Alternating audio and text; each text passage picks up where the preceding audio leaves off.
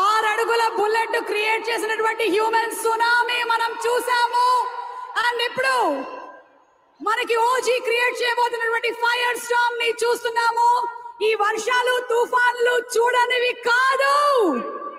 ఈ రోజు ప్రతి ఒక్కళ్ళు ఇక్కడికి వచ్చారు అంటే for the one and only power star Pawan Kalyan garu. And ఎలాంటి వర్షం ఉన్నా ఈ రోజు మీరందరూ ప్రోగ్రామ్ ని ఎంజాయ్ చేస్తారు because we're going to start the concert. Requesting Pawan Kalyan garu to please join. Pawan గారు